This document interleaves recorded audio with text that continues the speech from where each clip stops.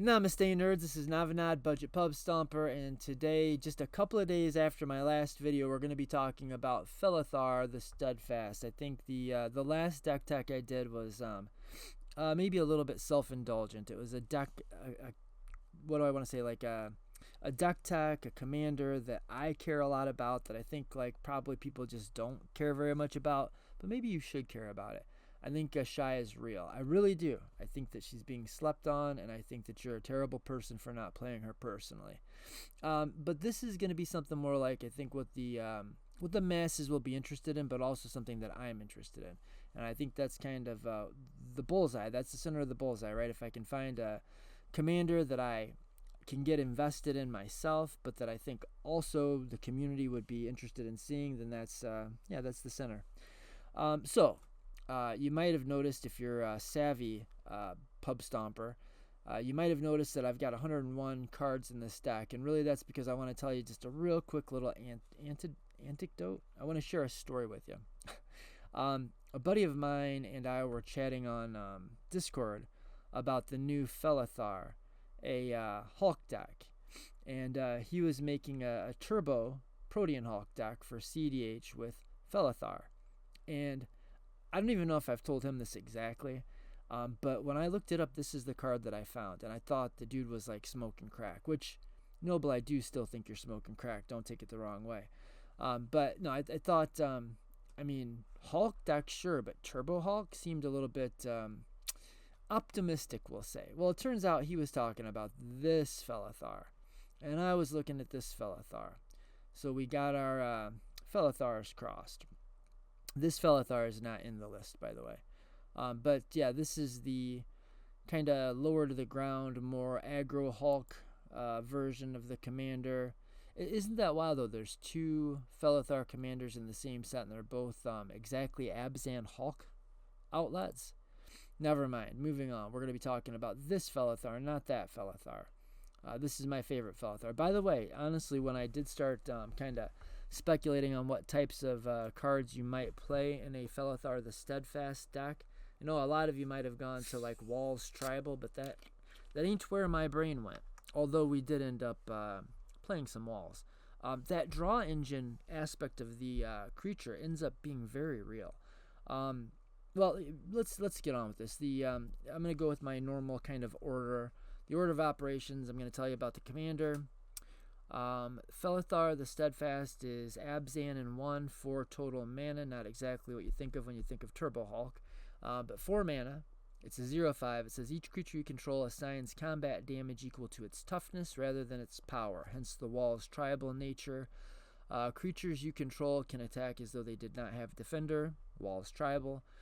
And for 3 mana and a tap, sacrifice another creature to draw cards equal to that creature's toughness, and then you discard cards equal to that creature's power, which I think is like really, really cool, like clean design.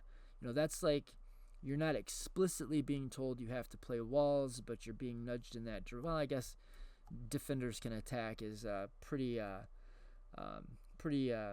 direct, but just this part, this ability, I think is like super good design. Like, this is what I think. I wish Wizards would do more of this. Anyway, so the idea of the deck is obviously going to be to win with Protean Hulk, but there's some advantages that we have with this particular Protean Hulk deck that we haven't gotten in the past, and I think it's going to be specifically good in budget, but it's going to be good, in general. But we'll get back to that. Protean Hulk is this clown here, if you're not familiar. This is a 7 mana creature. When it dies, you search your library for any number of creature cards with converted mana cost 6 or less total, and you put them into play. You put them directly into play. So, generally what you're going to do is you're going to arrange for this guy to somehow get into your graveyard, and then arrange for him to come out of your graveyard. And then once you've arranged for him to come out of your graveyard, you will arrange for him to go into your graveyard. And when you do that, so like usually you're going to entomb and then reanimate this guy, and then you sacrifice it somehow by whatever means, and then you pile together 6 CMC's worth of creatures that makes your opponents not alive anymore. That's the idea. Lots of ways to do that, but there's not so many sacrifice outlets that are decent value engines that are just kind of like powerful commanders in Abzan. And that's really important for the Protean Hulk thing, because the very best Hulk pile that we have right now came out of Lord of the Rings.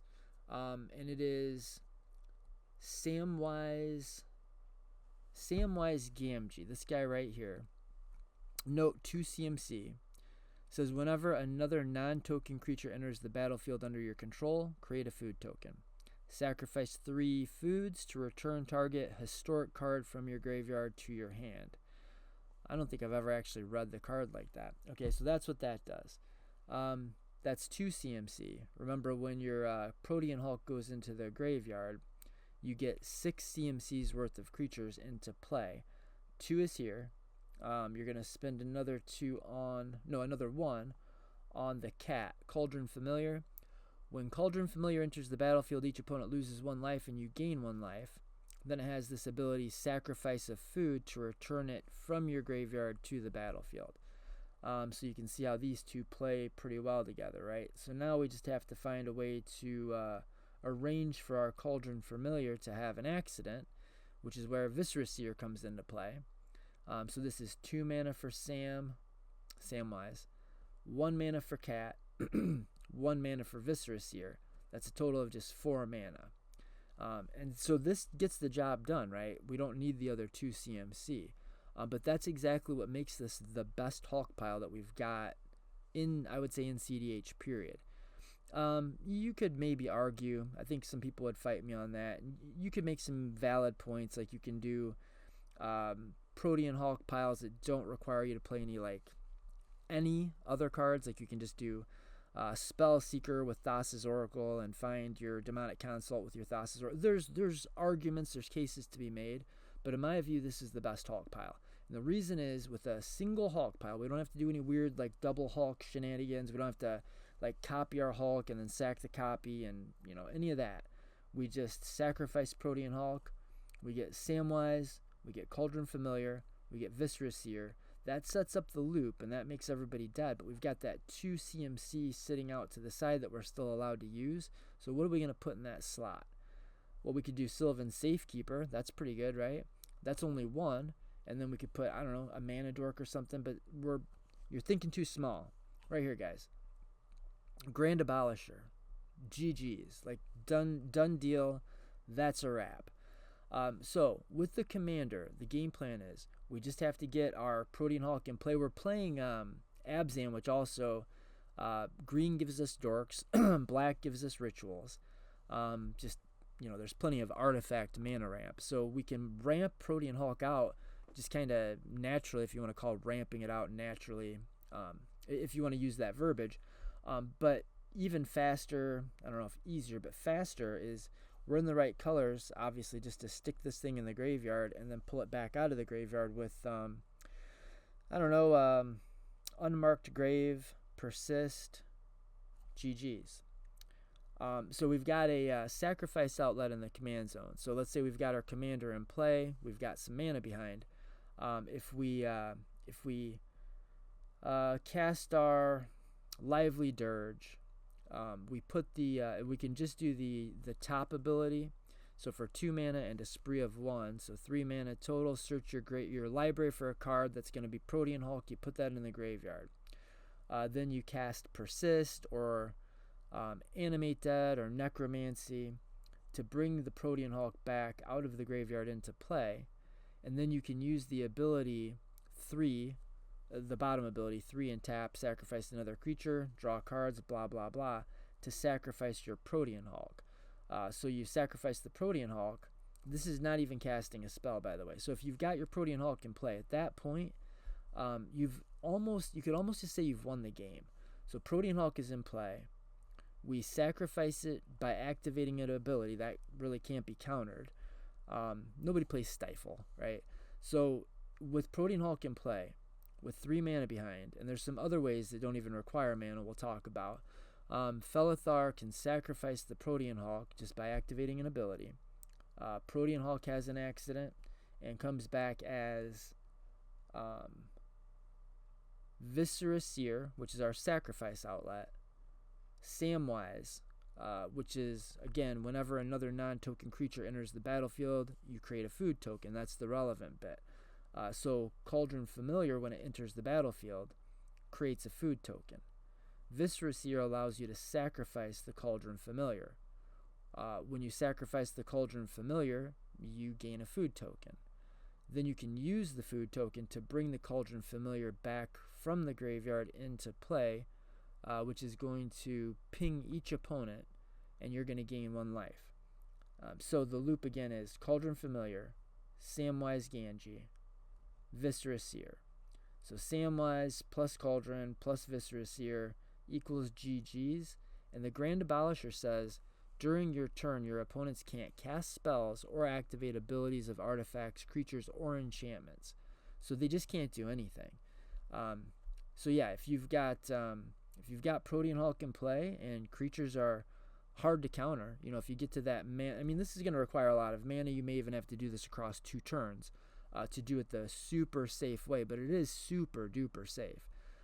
So Protean Hulk sacrificed with the commander equals a win that is virtually impossible to interfere with. It's really close to impossible to interfere with. The nice thing is, even with the Protean Hulk, like let's say we have to hardcast it, or we have to put it in the graveyard with, maybe on turn 3, we cast Buried Alive and we put the Protean Hulk into the graveyard. Buried Alive is this guy here. Search your library for up to 3 creature cards, put them into your graveyard, then shuffle. Okay, so you're going to put the Protean Hulk into your bin on turn 3, for instance. Then turn 4, you're going to untap. You can cast 1 spell. You can cast just Persist. And from that point forward, you don't have to cast any more spells. You activate the ability here, and by casting 1 spell, you've now got a combo that is totally unable to be interacted with, because of the protection given by Grand Abolisher. And if you happen to already have Grand Abolisher in hand, or if it's died at some point in the game, you can just go and get the Sylvan Safekeeper, which is it does a pretty good impression of Grand Abolisher. It's no Grand Abolisher, but a lot of times against a lot of decks it'll serve sort of the same purposes. So that's kind of the core of the deck. But I guess the really cool thing about this requiring exactly 1 spell cast is that we can do that through Rule of Law. And there's not a lot of really good decks, and there's not a lot of decks that are going to go faster than us that can play through a Rule of Law. If you're not familiar, Rule of Law is this ability here where each player can't cast more than 1 spell each turn. So that is like a death knell to most combo decks and virtually all Stormy decks. Like, you just can't win through this thing with most of the decks that are going to try to like turbo off a turn 3, turn 4, even turn 5 win. How do you win on turn 4 or turn 5 without casting a bunch of spells in the same turn? It's not easy. But again, we can do it. Under the right circumstances, we can do the entire combo line without casting a single non-creature spell, and only casting 1 spell in that turn, maybe even casting no spells in that turn. If we had to use like maybe we have our Archon of Emeria out turn whatever 3, we don't necessarily have to do this all in 1 turn. We could cast the Buried Alive. That can be our spell cast per turn. We go to our next turn, feeling pretty safe that our opponents can't win through the Rule of Law. And then we can win on our next turn, all while being able to play under Rule of Law and playing around any negate effects. Like most of the counter spells, like most of your efficient counter spells don't counter creatures. And because in cEdh, competitive Commander, most combos don't, most decks don't, they don't focus on creatures. It is getting more prevalent. There are more creature combo decks out there now than maybe ever. But still, most of your fast combo decks are not, like, mostly you're not worried about counterspelling creatures, I guess is the main point. And so people load their decks up with negate and miscast and just a bunch of counter spells that counter non-creature spells. So we have a very hard to interact with deck, I guess is the the moral of the story here. Now, in the meantime, like while we're getting to this point where we're going to set up and go off on this Protean Hulk turn, we've got all these really good ramp options, but we've also got some of the best interaction, maybe the best interaction suite in all of budget competitive Commander. We don't have blue, but I mean, yeah, I guess barring blue. As far as creature removal options, I'll say as far as permanent removal options, you can't beat the Abzan suite. You cannot beat the Abzan suite. We've got Abrupt Decay, Assassin's Trophy, Autumn's Veil is great. Nature's Claim, Vanishing Verse, Swords to Plowshares, Path to Exile. We're just loaded to the brim full of the best interaction in the budget end of the format. So we can play through our opponent's counter spells. We can play a bunch of stax effects that are going to make it very difficult for our opponent's combo decks to go off. And we can play a resilient game plan where we're staxing out the board with all these hate bears. Anafenza the Foremost, Archon of Emeria, even Mind Sensor. Good luck winning the game with a combo if you can't search your library, right? I don't know if I already said Eidolon of Rhetoric, Grand Abolisher, Manglehorn. We're making it really, really hard for our opponents to win. Vryn Wingmare. Non-creature spells cost 1 more to cast. Thalia, Guardian of Thraben.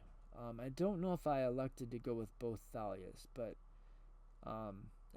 wouldn't be a terrible idea, right? So that's the kind of primary game plan. It's a Hulk deck, but I want to talk about some of the synergy pieces. So we've got our hate bears, we've got our win line with Protean Hulk, but how are we taking max advantage of this draw engine? And this is a nasty draw engine, and it's easy. You play a bunch of things that have greater toughness than they have power, and some of those in specific are Crashing Drawbridge, 0/4. This can haste enable, which does come up in the deck. We can use our Priest of Felrights the turn it comes out. It can turn our mana dorks on. Lots of ways to use that ability, but maybe the main thing is it's a 0/4, right? So we can chuck this into the Felathar blender and it comes out 4 shiny new cards, and you don't have to discard any cards. So if you're pitching a Wall of Junk, right, it's literally just a piece of junk. It's 0/7. It says when Wall of Junk blocks, return it to its owner's hand at the end of combat. That's a bad wall. But we don't care. What it says to us is 3 mana, draw 7 cards, which is decent, right? Wall of Tanglecord, 2 mana, 0/6. So it's a 2 mana, draw 6. So that's the problem with a lot of stax decks, in my view, is when you're staxing out the game, you're oftentimes kind of king-making one of your opponents, because whichever player is able to draw the most cards during the staxed out kind of game state, usually that's going to be the player that wins the game. So with this deck, the idea is for us to be that player. Wall of Roots is just a good card, but again, it's 2 mana, draw 5 cards. Let's look at this ability again. 3 colorless, tap, sacrifice another creature, draw cards equal to the sacrificed creature's toughness, then discard cards equal to its power. So if you sacrificed Anafenza, and this will come up sometimes, because one of the problems with playing a Hulk deck is occasionally you get stuck with the Protean Hulk in your hand, and you've got the reanimation spell, but the damn thing is in your hand. Well, Felathar's ability is going to do a lot for us, but one of the things it's going to do is it's going to allow us to discard the Hulk pieces that we accidentally draw. So if we draw Protean Hulk, we can sacrifice Anafenza to our commander, draw 4 cards because her toughness is 4, and then discard 4 cards because her power is 4. So that's going to let us loot through the deck, but it's also going to, like I said, allow us to put our stuff that we want in the bin. And we can get extra value off of things like Priest of Felrights. There's also a couple win lines that I added that I think are pretty interesting. So I did end up playing Phyrexian Delver, even though one way to look at the Abzan Hulk package is the reason, the thing that makes it so good is exactly that you only have to play 1 not counting Protean Hulk, you only have to play 1, 2, 3. So Samwise, Cauldron Familiar, Viscera Seer, those are the only cards you have to put in your deck to make up the Hulk package. So a lot of Hulk decks kind of have this problem where they have really, cool, fast, efficient, effective lines, Hulk lines, but they've got like 15 cards in the deck that you don't want to draw. One of maybe the most important, best thing about this version of the Hulk pile is that you don't have that issue. So then it's like, why am I playing Phyrexian Delver if the whole idea is to not have a bunch of Hulk pieces? Well, I made a special exception for Phyrexian Delver because of the interaction it has with the rest of the deck. Namely, it's going to turn, 3 or 4? It's going to turn Fauna Shaman, that's 1. Final Parting is 2. And Gerard's Orders is 3. You also could play Shared Summons. I ended up cutting it. Just in playtesting, it wasn't as good as the other ones. But you end up with a bunch of one-card win conditions, effectively just by putting this one card in your deck, which isn't really a dead card. It's a 5-mana Reanimate. That's effectively what it is. When Phyrexian Delver ETBs, return target creature card from your graveyard to the battlefield, lose life equal to its converted mana cost, which we don't usually care very much about.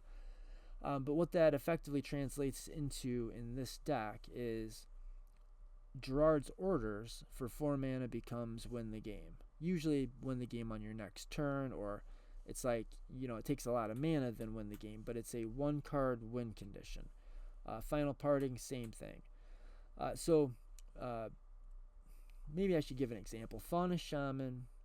If you have Fauna Shaman, provided you've got Phyrexian Delver in the deck, any creature that you draw turns into a way to set up the win by itself. So we have Fauna Shaman, we draw Elvish Mystic. We pay 1 green, tap Fauna Shaman, discard the Elvish Mystic, and we find Protean Hulk.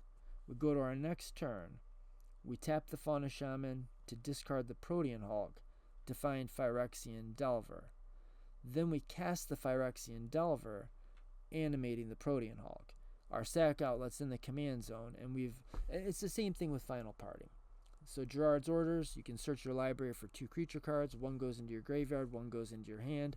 The one you put in the graveyard is Protean Hulk, and the one that goes into your hand is Phyrexian Delver, 1-card win con. Same thing with Final Parting. 1-card win condition. We get 2 cards. 1 goes into our hand and the other goes into the graveyard. We put Protean Hulk in the bin and any of our reanimate effects to hand, probably Necromancy. And if you use Necromancy, you don't even need your commander. So this is a commander agnostic 1-card win combo. Final Parting, we put the Protean Hulk in the graveyard, and I guess we don't need the Phyrexian Delver for this. Grab Necromancy. Then you flash Necromancy in, because Necromancy is an animate dead effect. It says when it enters the battlefield, it becomes an aura that enchants a creature from your graveyard into play. But if you can cast it at instant speed, but if you do, you sacrifice it at the end of turn. Well, when you're playing Protean Hulk, you actively want to sacrifice the Protean Hulk. So if we have Final Parting, we cast the Final Parting, we put Necromancy in hand, put Protean Hulk in the bin. We just need to cast the Necromancy at instant speed. The Protean Hulk sacrifices itself, and we win the game. I think that's about as far. Cabal Therapy. I want to just mention the Cabal Therapy. We've got, in this 1 card, we've got 2 super beneficial things. 1, we've got a way to discard our Hulk pieces, like our Hulk. So if we're unfortunate enough to draw our combo piece, right? Sounds funny. But ahead of schedule, we're not ready to cast it. We can target ourselves with Cabal Therapy. We name a non-land card, target player, that can be us, reveals their hand, and discards that card. So we name Protean Hulk. We discard the Protean Hulk, and so Cabal Therapy and Protean Hulk are now in the graveyard. Cabal Therapy has flashback, sacrifice a creature. So we sacrifice one of our dorks, and we can do this again. Why does that matter? Well, if we're able to get our Protean Hulk out of the graveyard, which is the whole entire object of the deck, into play, this is not an effect that you can counter. The flashback sacrifice a creature is the cast cost. So you can't counterspell the cast cost. So again, you can't interact with it. So if you're seeing a trend, that's kind of the name of the game with this deck. Other than that, we jammed some of these kind of crazy value walls that work well with our commander. Tireless Tribe kind of does double duty. We can use it to discard pieces that we don't want in our hand that we need in the graveyard. Also, it gets +0/+4 when you do that, meaning for 1 mana you get to throw this guy into your commander, into this 3 mana ability, and you can draw 5 cards with it. So yeah, it's a really nasty value engine, tons of staxy pieces, lots of mana ramp. Some of my old favorites, Sneck made the deck, and ways to win the game without being able to be interacted with. Anything else worth mentioning? I mean, the rest of the deck is tutors and lands. I think that's it, guys. I don't think that the way that I put the last video together, I don't think that worked out very well. I think just having an hour-long video is just too much. So I am kind of tempted to do goldfish hands, but I don't know. I think maybe it works out better when I do them separate. I don't know, maybe we'll take a look at like literally 1 or 2 hands. And then if you want to see a part 2, if you want to see how the deck plays out, just like actually post it in the comments. All right. Would we keep this? This is not as good as the one that we had. But we'll probably keep it. The problem is we don't have white mana. That could be an issue. Yeah, I literally thought we were playing that other hand. I don't know what happened to it. When I switched to this mode, I lost the... Rewind the video and take a look at that peach of a hand that I start. Anyway, so this would be turn 2. We just need to hit the white land. Okay, there we go. Tainted Field. Yep, this is online. So we're on turn 3. We've got 1, 2, 3, 4. We've got our commander out. This is a value engine, and it's a way to sack Hulk. We have right now a 0/7 wall in play. So literally just tapping 3 mana and chucking that wall into... I don't know why I think this is a blender. It just feels that way to me. Chucking it into our Felothar the blender. And it's going to spit out 7 cards. Isn't that ridiculous? Let's go to turn 4. Alright, so we've got some options, some decisions to make. The snake is really super good in here too. We could play this right now, draw a couple cards off of it, and then when we're done with the snake, we can throw it into the blender, and it draws 6 cards, and then we discard 2 cards, which, you know, I'm tempted to say we get to discard 2 cards, because a lot of times that's not a liability. It's something we actively want to do in the deck. So here, I mean, a lot is obviously going to depend on what our opponents are doing. Do we feel like we have to go off fast? Do we think we've got time? Can we slow our opponents down? One of the things we could do is we could just go ahead and put our Protean Hulk in the graveyard. I think I'm kind of tempted. I think I would be kind of tempted to see what happens off the draw 7. I think that's step 1 here. So let's go 1, 2, 3. We would tap that different. We have black mana here. So 1, 2.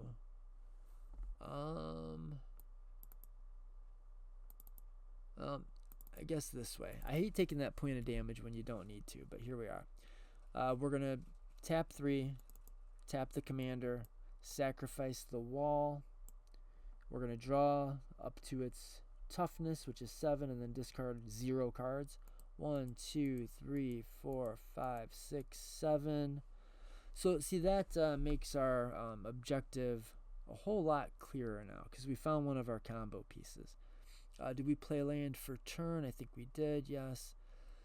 Alright, so we're going to go 1, For the Soul Ring, we're going to tap 2 to cast this wall, which can haste enable, which sometimes is relevant, but also is just a 0/4 wall we can throw into the blender.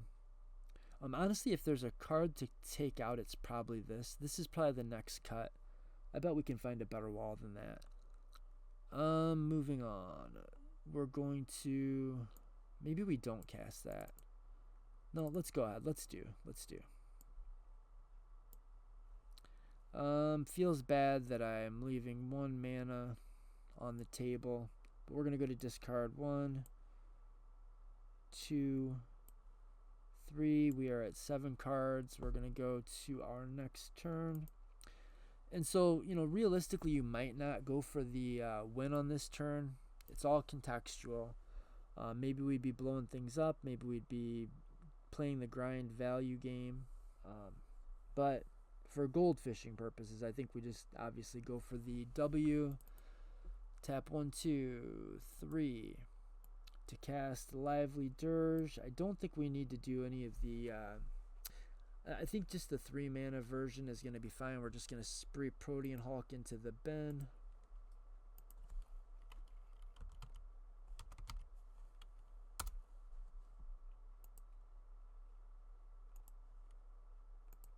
Alright, and then we are going to cast Persist. That's going to bring our Protean Hulk back into play.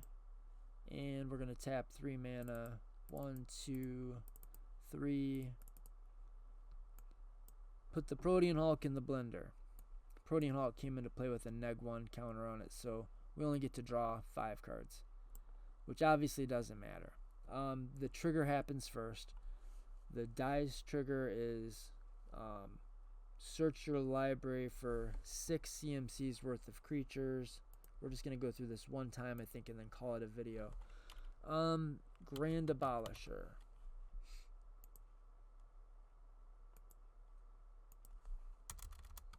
Samwise Gamgee. And that little damn cat. What is it called? God, I'm so bad at spelling. Cauldron Familiar. There it is. 1, 2, 3, 4, 5. We're forgetting something. The sack outlet.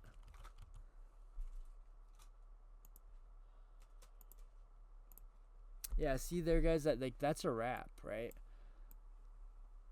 So, in case you missed it in the explanation, Samwise says, whenever another non-token creature enters the battlefield under your control, create a food token. This is going to see these other 3 creatures enter the battlefield. So this is going to make 3 food tokens. We only need 1 of them. But we'll have 3 of these.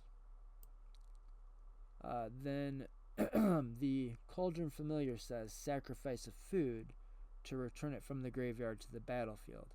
And when it enters the battlefield, our opponents lose 1 life and we gain 1 life. So when this ETB'd, we just pinged everybody for 1.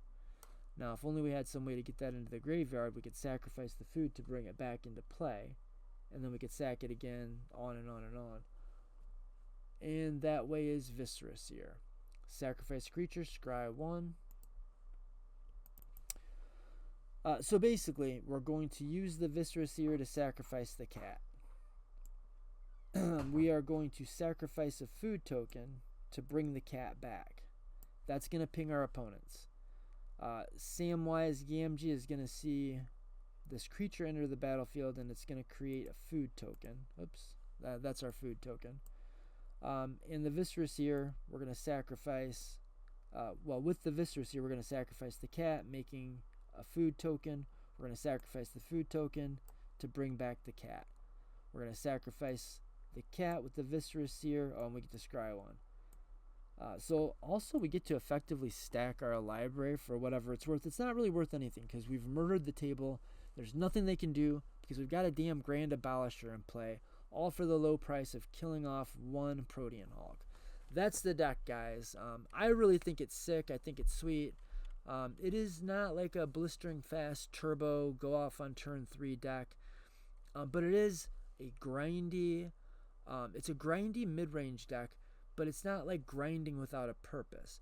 Having that really like tiny little Protean Hulk package allows us to put so much interaction in the deck and so much mana acceleration in the deck and so many stax pieces in the deck that we can effectively interact with the table while at the same time setting up for our own victory.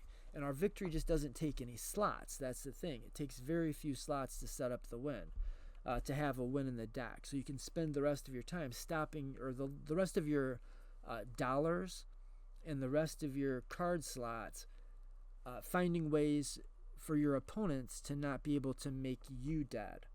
That's kind of the idea. So stacks piece. Now the problem oftentimes when you're trying to stacks out the table is there's somebody who doesn't care. They're able to just play a fair game plan and just beat you to death with their elves. But I think we're going to be able to compete with those types of decks because we do have these 0/4 walls that actually deal damage equal to their toughness, not their power. So we actually have a pretty nice little armada, right? Like when we cast our Snack, when we cast Orin Frostfang, Snack, he's a 2/6. With our commander out, he deals 6 damage, right? So he's a big nasty bastard. So we don't have to be too worried about that kind of loophole that stacks decks sometimes suffer. We can win the fair game. Number 2, we often, like another pitfall that stacks decks can sometimes fall into, is they can just hand the game to whoever's drawing the most cards. Well, I don't think that the number of decks that are going to be able to outdraw us on cards is literally 0. I mean, it's pretty rough, right? I mean, you guys have, like, this thing draws cards. You have to build around it a little bit, but the biggest concession that I had to make was this thing right here, which honestly I think we would just take this out and we would put in maybe one. What's the other version of Viscerus here? I think probably we cut this for the Carrion Feeder just to make sure we've got a backup win. But that's the deck. And worst case scenario, start beating people to death with snacks. It's a hell of a good time. God, I'm tempted to. I want to just keep goldfishing the deck, but we'll be here all night, guys. That's a good hand. We've got all of our colors. We've got ramp. We've got a stacks piece. Maybe I guess we've got interaction. We've got ramp. We've got all of our colors. We've got 2 separate stacks pieces. This would be a keep.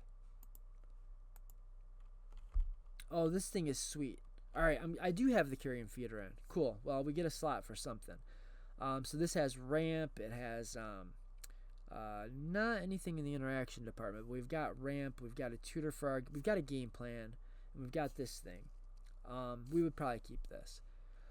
This thing here. So this disguise ability is like morph, right? So you morph it in for 3 mana, and then you can pay 3 mana to flip it up. And when you do, it says when Essence of Antiquity is turned face up, creatures you control gain hexproof until end of turn and untap them. So this can actually be ramp depending on the board state. This can be like a big ritual. But what this, most of the time, basically what this is a 1/10. In our deck, that's crazy. I mean, even if you just play it for 5, that's effectively like a 10/1. We chuck that into our Felathar blender, and that is draw 10 cards, discard 1 card. And a lot of times you do want to discard, or at least you have a card that you're happy enough to discard. Yeah, so that's it, guys. Until next we meet, my compatriots, my homies. Until next we meet. Till next our paths do cross.